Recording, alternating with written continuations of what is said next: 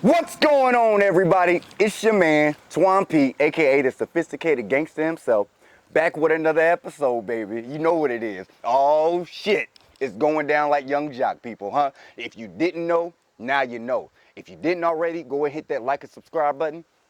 You get all the future content I got coming out, and you can see every episode of this season coming out, all right? Now, on today's episode, people, do you love Sam Cooke? It's been a long time coming. That's what I'm talking about, people. Yeah, we have Miss Vanity James coming to sip, smoke, and sales. Before we get into it, it's a platform where we get to talk about the mental, physical, and the spiritual. Sales in its totality. So we're going to get to it. You know the slogan, relax like baby hair, get you something to sip, get you something to smoke. We about to talk this sales shit. Hey, that's what I'm talking about. So let's welcome to the Sip, Smoke, and Sales podcast, Miss Vanity James. Hey, welcome to the show. Welcome to the show. Yes, ma'am. Yes, ma'am. Now, go ahead and introduce yourself, beautiful. Okay, well, I'm Vanity James, also known as the Fixer. A lot of people like to call me, Olivia, for Olivia Pope.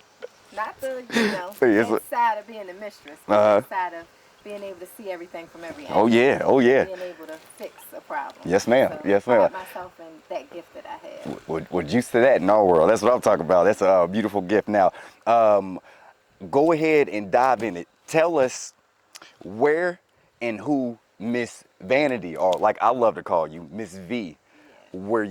where you from? All right, so I'm originally from West Baltimore. Okay. The West Baltimore. Oh, West Side. All right. Yes, ma'am. And I've been around, moved around a lot, but I'm originally from Baltimore City. I love Baltimore. I love Baltimore. Let me say it one more time. I love Baltimore too. I love all that it has to offer. I love all the potential. Yes, and, ma'am. Who am I? I'm a lot of things. I'm a mother. I'm a wife. I'm an entrepreneur. I'm a business person. Damn. I'm a bond partner to my husband. Talk that shit. Talk that shit. That's what I'm talking about. Rib, you know what I mean? Yes, ma'am. Yes, ma'am. And I'm a helper by nature. And so I like to support other people. I like to support their causes. I like money.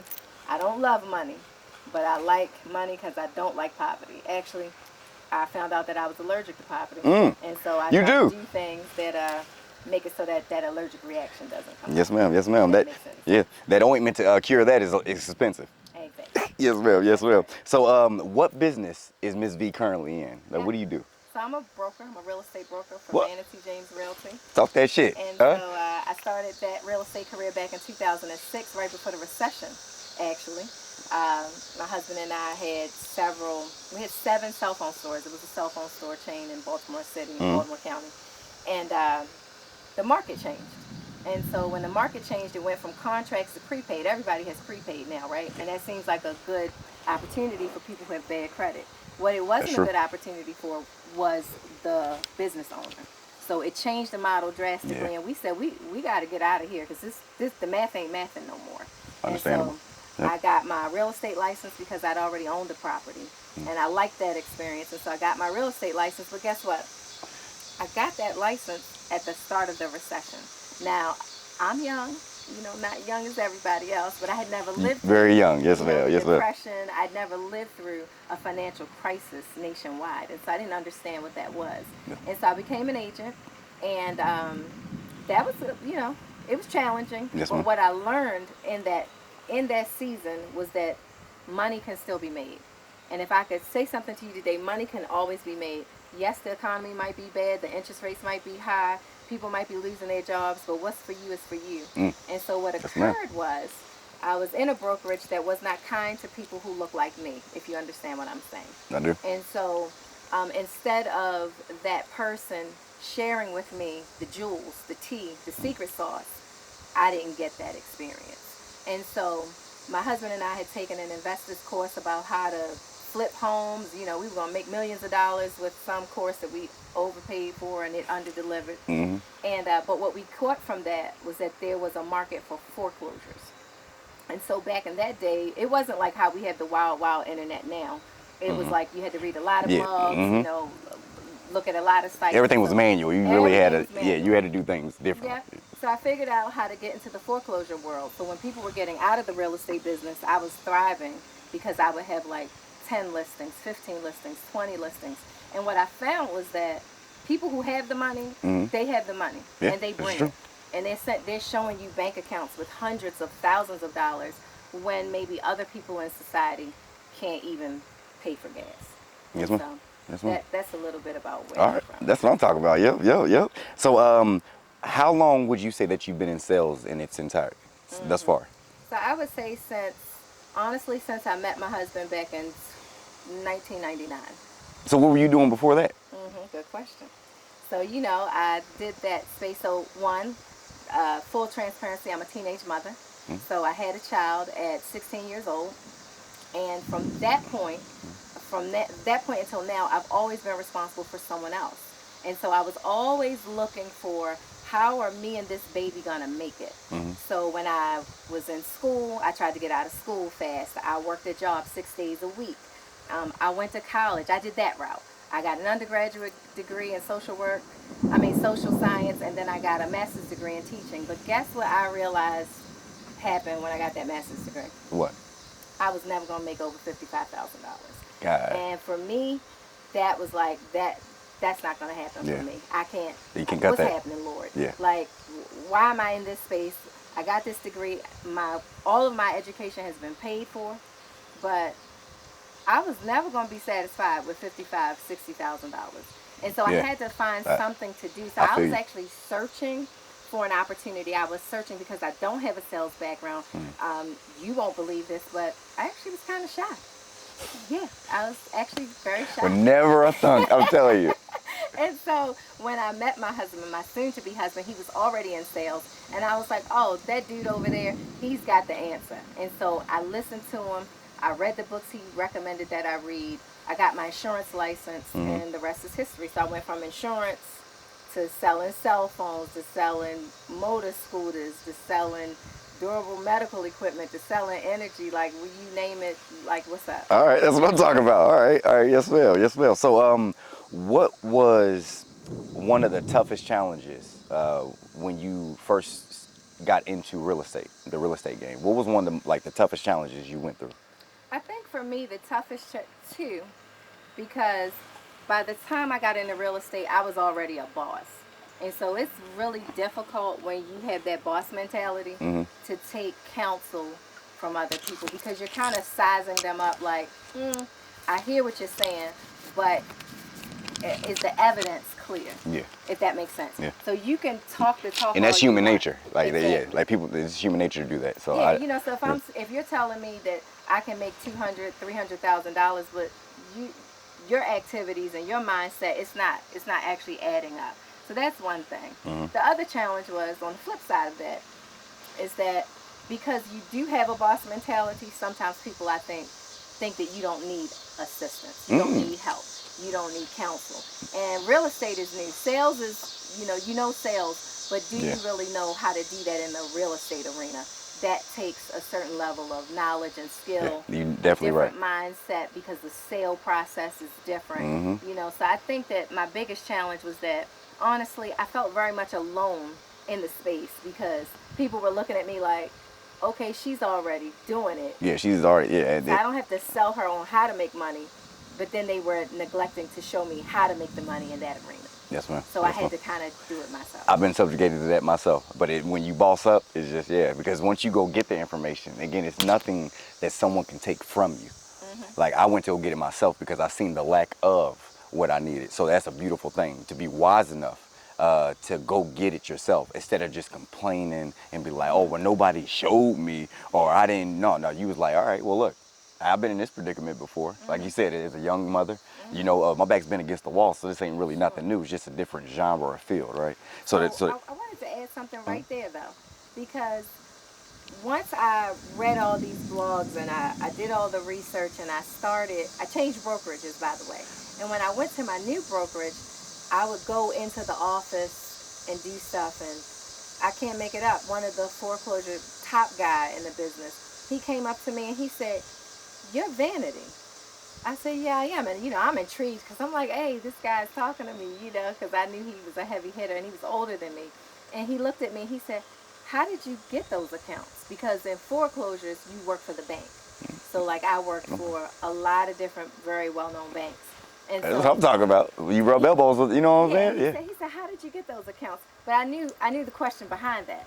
It was like, how are you looking how you look? Yeah, able to and where do you come from to do this. acquire these accounts that I already have. And I said, hard work. That's it. And he said, okay. But people could respect my grind because they knew that if I was in that field, that something had to break for me. And they knew that I didn't have an inroad because I wasn't on a team. Nobody sponsored me. Nobody was like, yeah, I mentored her, because they didn't, honestly. Well, juice to that. That's what I'm talking. Talk that shit. You know what I'm saying? Don't play with it. Don't play with it. Don't play. Wise words from a woman once rapped. Yeah. I love it. Yes, ma'am. Yes, ma'am. So let me ask you, when did you know? Like, when did you in your mind know it was time to be like, you know what? I got to be like a full-time entrepreneur of my own thing. Like, when did you know that was time? When I kept looking at my bank account, and I kept looking at how I couldn't pay my bills. Because, see, it's an interesting thing. I didn't come from a space where, let me say it one way, when you lack finances, you could look like you don't, because you got all the nice shoes, you got all the nice clothes, you got the jewelry. I didn't come from that space. Yeah. I came from the Goodwill, okay? Me too. I came from catching the bus. And so what I knew as a so this is what I did, right? I'm this teenage mother. I got to get out of school. I got out of school. I went to college. I went to college again. I thought that was my answer. I kid you not. When I graduated with that master's degree with that 3.938 GPA. That was my GPA. 3.938. And to think that I was only ever going to make 55 to 60 grand, that didn't make sense to me. I was devastated. And so I said, this doesn't work right here. And so at that point, I was searching. So I would say mid-20s. I knew that I had to do something different, because I was not going to be the person. Let me say it a different way for you. You know how you see people, they own a job, and they say, okay, I got to wait till somebody die or leave or quit to move up. That couldn't be my story. I got you. And so I didn't understand. And I was like, well, here I am now. I have 2 children. Now I'm a single mother with 2 children. And I'm like, well, I have to make it work for them. And waiting around, I really don't have that kind of time. And so that's when I realized that this traditional model of making a living, it was never going to work for me. Yes, ma'am. Spoken like a true boss. You know what I'm saying? I hope y'all paying attention. She's dropping jewels. And these are for queens out there. Very strong-minded women that have that, what's that word? Something soi. I don't know what that word is. It's a French word, whatever. They have the glow like Bruce Leroy. That's what I love to call it. You know what I'm saying? When you got a demeanor about yourself and you 100% authentically through and through, this is how it comes off. And you know what I'm saying? It's just greatness. What would you say are like some financial mistakes that entrepreneurs make when they get invested into like real estate?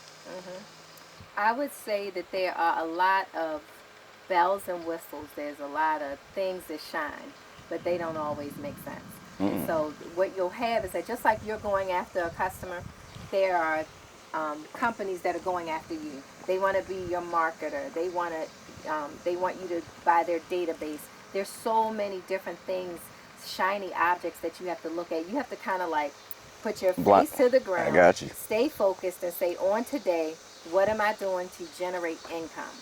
And you can get really sidetracked with trying to, as a new agent, as a new broker, as someone pivoting, you can kind of get lost into the foundation of your business, if that makes sense. It's like, you need all of these tools to succeed. You need all of these tools just to run your business. And you can lose a lot of time just trying to figure that space out. And then sometimes you'll make the wrong decision and it could cost you thousands, tens of thousands of dollars.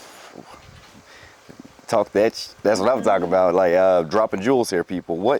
So give me one of the most satisfying moments in real estate. Like when you got into it, give me just one satisfying moment. Closing day. And explain. Can you elaborate for those that are listening? And I'm going to tell you why. Of course, I said closing day and everyone is thinking about the money. But let me tell you what happens during a real estate transaction. And this is going to sound so funny, maybe. But, okay.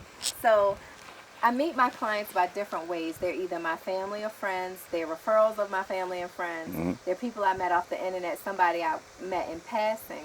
And so now what I'm doing is that now I'm chasing you down. And what I'm doing is that I'm calling you, I'm checking on you, I'm chatting you up. I'm trying to figure out if we're going to be a good fit, because in the back of my mind, I'm like, if you're interested in buying or selling a home, I want to be your girl, right? Yep. So, I'm dating that person, and, I'm like, let me make sure I keep in touch. And so they finally realized that I'm the one, and we signed an agreement. But when we signed the agreement, the minute we sign an agreement with each other is the minute the roller coaster ride begins. Because if you're buying a home, the first thing you want to do is that you want to send me 500,000 homes that we want to go see on Saturday. And then I have to check you and say, no, that doesn't have the garage you asked for. That doesn't have the fireplace you asked for. Okay. So now I become kind of like your consigliere. Okay? Okay. And so now, but not only am I that, then I still have to oversee you and cover you and protect you. Because now you belong to me. That sounds weird. I don't mean it in that way, but because It's more of a nurturing thing. Yeah, like now I'm responsible for your real estate success. Understandable. Yep. So as a buyer, I'm coddling you, because this is something you're going to do maybe 1 to 5 times tops. If you're not an investor, 1 to 5 times in your whole human existence, and I'm doing this every day. So now I'm your counselor, because all of your anxiety is raised through the roof. Anything you see on TV, you're calling me. Yeah. Anything, what your family said, you're calling me. Oh. Because they definitely have real estate licenses and sell houses for a living. They do not. And so they know more than me. And so you go through this, and then, like, as from a buyer standpoint, a lot of things get unfolded, things that you don't always know about. So, you get introduced to a lender, and so they will run your credit, and you can't make it up. You can't make these stories up. All is well. And then something happens. And it'll happen while you're under contract for a home. Like, your client will go out and get a $10,000 credit limit when you already told them don't do that. Yeah. And it's like, I told you, what are you doing? Yeah, that doesn't make... You have to figure out, all these different nuances. And so by the time you get to closing day, you know your client way more than they probably ever thought that you would know them. You know what pisses them off. You know what sends their anxiety through the roof. You know about some things that go on in their house that you should never know. You know stuff about their credit they would like nobody but God to know about. And by the time you get to that, right, when you get to closing day, I think for me it's that we made it. Like I told you we were going to make it. Because we're going to fight until, because guess what? You're going to be a homeowner. You ain't going to be no renter for the rest of your life. Well, you said that, and I felt that experience. I felt that experience. You sold me my house. Yes. So, kaboom. You know what I'm saying? Yeah. A very lovely house. You know what I'm saying?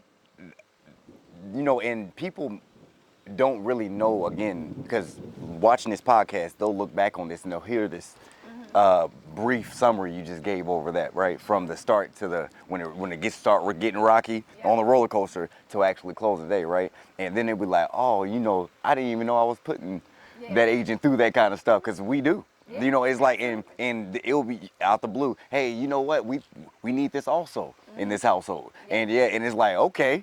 So there's one more thing I just got to make sure that I'm covering for you guys. So, but it's a beautiful gift to have that you're able to get that and do magic with it, because a lot of people fold under pressure, and and then some are able to make, take a piece of coal under pressure and make it a diamond. Absolutely. And you do that every time. So yes ma'am.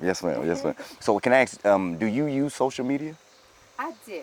All right. I should use it more. Okay, and can I ask a second question after? How important is social media? It's very important, and let me tell you why. I have not used it to the extent that I should, which is what I believe, at least 3 postings a day on all platforms that you're using. But even of the halfway that I've done it, people are reaching out to me. They're seeing me. People see me actually out, and they're like, I know you from TikTok. I'm like, you do? I'm glad I wasn't on there doing crazy stuff. That is so funny. I'm glad I'm only talking about real estate. But it follows you, and people will be up. You learn your audience, because my audience is not the audience that's watching it typically during the day. I have the scrollers at night, and then they're That's calling me. me the next day. Mhm. You see, and so it's important because you could reach hundreds of thousands of people, and actually people who may not even live in your region. They may have family members in your region, and they're like, oh, I know about this person from Baltimore. I know she's always talking about rent to own, or she's talking about this, and I like her energy or whatever. Yeah, yes, ma'am. And so I think it's extremely important. And the one thing I want to say is that for the most part, it's free. Boom. You know what I'm saying? A lot of people be concerned about that, Yeah. and there it is. It's free, 99. Look it up. She's here in Baltimore serving the people. You know what I'm saying? She puts a stank on it like Ike would tell Tina. You know what I'm saying? So the next question I have for you is, what's one of the most rewarding aspects of having your own business? I think For that you. having a really big family, we have a blended family, the freedom of being able to move around when you need to for your kids, keeping your kids safe, and showing Very your good priority. children that you don't have to be relegated to working for someone else. You actually are going to be the boss. You don't see it now because that's not what they're teaching you in school. You ain't got the But- Peyton Manning vision But yet. I'm showing you better than I can tell you Yes, ma'am. that this is what you are going to do. You're not going to, you're actually going to be trying to figure out how to pay someone's payroll. You're not going to be trying to figure out what you're doing with your paycheck. Does that make sense? Yeah, it makes sense to me. I feel like that guy that be cooking steaks online, we be doing a little thing with the salt. You know what I'm saying? Like, she dropping jewels out here, people. What's 3 of the most important habits of a successful entrepreneur? Yes. One, you always have to know what you're going after. So you got to know what are you going after. And so that looks different to different people. So let's say, for example, if I want to make $300,000 this year, how do I break that down into monthly activity, weekly activity, daily activity? So okay. you always have to know, how do I get to that space? And you're writing this stuff down. Am I correct, Ms. V? Because you know, I want to let the people know, because some people, like, they have it in their head. I'm be honest. No, I'm good at memorizing a lot of stuff, but I can't remember everything. So you see that book you have right there? Yes, I was looking at it, right, because I was like, man, he needs the one I got with the dates on the top. I have at least 4 different books. I have a planner. Okay, let me break it down for you. I'm glad you brought that up. I am a planner by nature. And my husband said, sidebar, digression, my husband said he didn't like me for my looks. I don't know why, okay, because I'm bomb. But he said what caught his eye the most was that I had a planner and that I used it, right? And so what I have a planner. I'm plotting out my days, my times, my activities. I even have now, I have a Google calendar because my assistant, she color codes my calendar. So if I see like a tangerine, that's kids. If I see green, real estate. If I see purple, that's the church. So I already know, like, on my day, I don't have to look at what the tasks are. I can say, oh, I got a lot of money making activities going on today and not so much church or children activities going on. You feel me? And so then I have that going on. And then I also have journals, like this journal you're writing in, because I have to flesh my thoughts out. I can't do it on the planner because that planner is holy. It's got, you know, only certain stuff got to go in there. And then also, this is going to be really, like, interesting, but then I send myself text reminders. I sent, like today, I had to call the inspector. Guess what? I got that reminder at 3:30. You want to know why? Because I know he gets off at 4. So I had to be reminded to do it because I was in the car, right? And so you have to write it down. Not only do you have to write it down, but then you also have to write it in an affirmative nature. For example, don't say I want to make. I've made $300,000. Come on. Okay? I have 10 contracts this week. You have to put it in an affirmative so that because your subconscious mind will only operate from what it receives. And so if you're like wavering, you know, a double-minded man is unstable in all of his ways. Yes, ma'am. So if you're saying, I think I might, I think I hope, I want to, know, I have it. I have it already. Talk about it. All I got to do is realize, remove the scales from my eyes and see what it is, because it's in my atmosphere. It's right here, right in front of my eyes. Yes, ma'am. So yes, you have to write everything. All right, so planning. The second one will be? Oh, could you repeat the question you're on? So, Yeah, the three most important things of a successful entrepreneur. And Sure. so planning was one. Planning was one.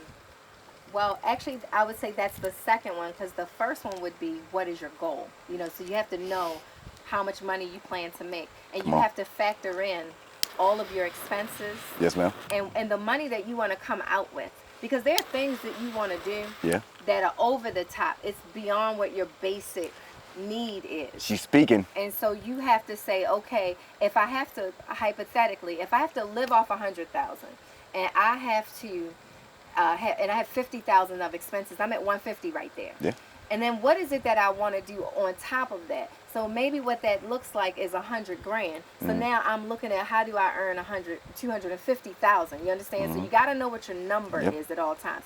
And I will say this, you got to pay Uncle Sam because he's never going anywhere. He ain't going nowhere. And the one thing I know is that he ain't got a case he ain't ever beat before. And so you got to make sure that you even put that in there so that your number is your number. So if you're earning, if you're seeking to earn 300,000, you got to just always know what that means, and then you have to make a plan for what that is. And then I think the third thing is, I would say, don't give up on you. Talk about and what I mean by that is, let me tell you something. In business and especially sales, we go on roller coaster rides. Hell yeah. You know, yes, like ma'am. 1 minute we on the mountaintop, the next minute we in the valley. Yeah, you're right. And depending on your industry, your clients are looking to you to be their saving grace. And yes, you are human. No, you are not their savior, but they are looking for you to calm their anxieties, answer all of their questions, deal with all of their frustrations. And I would just say to you, like, don't give up on you, because you are built for it. And what I mean by that is that sometimes you got to turn your phone off. Sometimes you can't engage your clients because it's going to take you over the top. You get me? And then sometimes you're full of anxiety, but here's what I know. Before I knew the Lord, like I know him now, I knew that he was batting for me. He was rooting for me when I didn't even want to root for myself, right? It's true. And so now that I know better, right, I'm like, I'm in this situation. Who gonna get me out of it? The big guy. That's my boss right there. Yep. And so whenever you find yourself in a space like, I don't know how I'm going to pay my bills. I don't know where I'm going to get my sales from. I don't know how I'm going to get clients. It's in here. Yeah. It's in me. It's in me already. And so all I got to be like, you know what I'm saying? Like, where it's at? Where it at? Where it's at? Where they at? It's 10 of them. It's 10 of them out here today. I'm ready. You know what I'm saying? I receive it. Just show it to me. You know what I'm saying? So, and that will go along with the lines, like, of how I was going to ask you, like, how do you handle, like, stress that comes with responsibility? But to what you just said, you know, like, it's all in your mental. Like, but if you can elaborate on, so how do you handle stress with responsibility? People, you know, I had a wonderful client. She was my client for about 6 or 7 years, and I loved her, but I wanted to love her from a distance, and she wouldn't let me. She would call me every day, whether we were in a relationship. And a relationship in real estate is an agreement. So when I say I'm in a relationship with someone, that means that we have signed an agreement. We have a task at hand, and we're still engaged in that process. Yep. Yes, ma'am. But when we're finished and closing day comes, we are no longer in a relationship.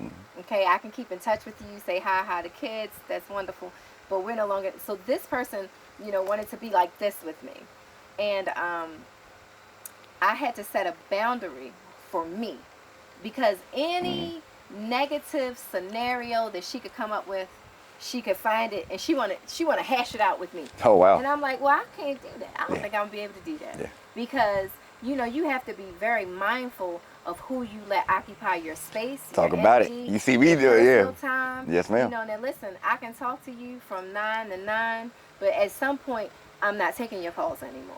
And at some point, I'm not going to engage your anxiety, because that can wait until tomorrow. You understand? Like when you're in a relationship, when I'm showing you houses and you want to call me with 500 questions, I can talk to you till my time is off.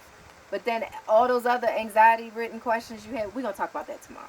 Because I have a family, I want to eat dinner, I want to watch a movie, I want to go for a walk, I want to go to the movies. I need to say work out in there. I need to say work out in there. I was like, yes, ma'am. I want to do 1,000 things, but you have to really set a boundary, and because if you don't, people will have you on a roller coaster ride.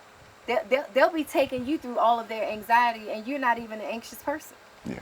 So that's what I would Yep. say. You gotta make time for Yep. yourself.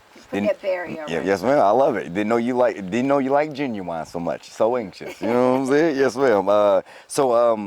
How do you stay, Ms. V? How do you stay ahead of the game in your industry? Like, what's a tool that you can drop on these people? Because you know a lot of people approach it differently. Yeah. But one thing that, because I've been around you for 12, almost 13 years. It's been that long. Somebody getting old.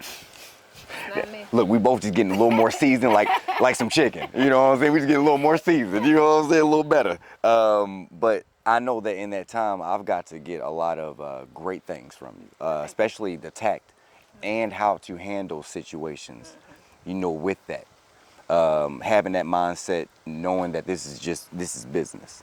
There's no emotion in business. Right. You know, the way you handle it determines the outcome, Sure. especially if you already saw it that way. Sure. Yes, ma'am. So let me ask you, how do you again stay ahead in this industry that you're in? 3 things. 1, I love my people, and I want for them what God wants for them, and I don't want something for them that I think is in their not in their best interest. So see, sometimes people will come to you and they say, I don't care. I don't care that this house is where this is, and I don't care that I don't have enough bedrooms, and I don't care that, we have 4 cars and we only got 1 car garage. No, that's not what we're doing right now. And so I try to keep their best interest. They do care. They do. And when they realize that they care, I'll be the one to blame. You get it? Yes, ma'am. And so I always try to love on my people. I try to want what they want, and even a little higher. That's one thing. Yes, ma'am. The second thing is that I'm always reading. I'm always learning something new. I'm always learning about a new product. I'm always trying to find the better lender, the better title company, the better home inspector. And, all relationships, I used to say that all relationships break up over money. But in this industry, it breaks up over bad service. So if you mishandle my clients, that's going to be the last client that you get, because you're not going to give them an experience that isn't what I come from. Yes, ma'am. And then I think... I love that. Yep. And then I think the third thing would be is that I just try to give out good energy. Let me make this the third thing. The third thing is that I'm not going to always say what you want me to say, but I'm going to say what you need to hear. And with that, like, I'm not going to lie to you. Like, if you got to come to the table with $5,000 more, I'm going to tell you all the good news first. And then I'm going to say, oh, by the way, I'm going to need you to find $5,000. Now, how are we going to find this together? But it may not be what you want to hear. But I've got to tell you the truth, because at the end of the day, I have to live with me. And everybody doesn't do that. Some people, they just weed through. They want all the big listings. Yeah. They want all the things that look like it's going to make them a lot of money. They don't care about the human. It's a human being on the other side of that table that you have to service, and you have to give an account for. Yes, ma'am. And I'm not gonna intentionally mishandle you. I love, and I super love juice of that. I super love the last one. I think that's one of the reasons, as just an entrepreneur that has been in the sales game since 18 years old, and really seeing things around different states and being around different people. Like, I love on people in such a way that I'm memorable, and they be like, this dude gave me this stuff. Because it's all about the blessing you give out, because you get those so many in abundance, so much back, So, and again, I've learned that so much just from yourself and the familiar. Yes. But that's just how we handle business. It's about the human, but that's the greatest quality, So no one's ever said they don't sip, smoke, and sales. Gotcha, bang. You know what I'm saying? So now, one of my favorite times, crazy sales story time. Now, I don't care what genre sales you're in. I just need me a crazy sales story. Something that just, threw you off your feet. Like listening to Luther Vandross and, in his prime. So I don't think it threw me off my feet, but it definitely threw the title company off their feet. So when you mentioned that, I said, I have plenty. We don't have all day. This is just a 45 to hour long podcast. But I remember going to settlement with someone at a title company, and the title company for some reason said they weren't ready. The day before they said they were ready, and then when the day of settlement came, they said that we can't go. We cannot go to settlement. So what that means to a client, sellers and buyers alike, is that there's a 3-day period where you know you're going to settlement, but you have to wait 3 days because the buyer can change his or her mind. Yes, ma'am. So we're beyond that. We've scheduled settlement. At this point, And so the funny thing is that the other agent and I understand that this is going to be a showdown for sure. And I'm like, listen, because my clients had to move. My clients had the trucks coming, and my buyer and the sellers needed their settlement to go to the next settlement. So, Okay. you know, when you need your money to go to the next settlement, what happens is that you need your money right now. You actually can't afford to wait until, and this was a Friday. JG Wentworth. Yep, it was a very hot Friday. And in the settlement room, as I recall, it was like it's six chairs around this round table, and the room is very, very small. Okay. You hear me? Mm-hmm. 6 chairs.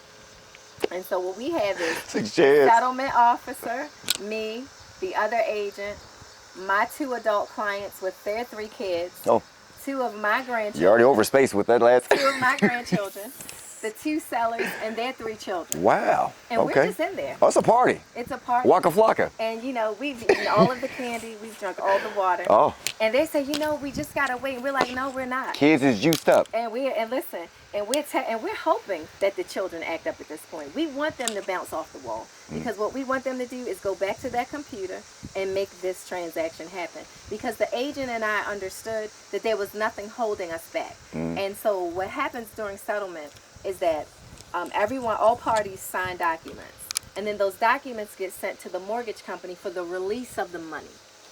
Okay. Got it? Yes, ma'am. So the title company closes at 6, and it's like 5:55. And they said, oh, the mortgage company is not going to fund. We're going to have to wait. And we said, no, we got time. We got time. And we settled at 7:30 p.m.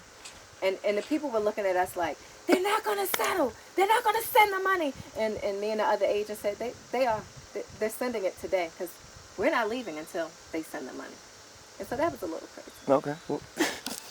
I mean, I got plenty more. Oh, yes. That stuck in my brain about how Yes, ma'am. Yes, to push us out of there. And no, we settling. Now we in this thing. You know what I'm saying? We in this thing like a baby fetus. You know what I'm saying? Like, yeah. So let me ask you, what 3 words describe Miss V?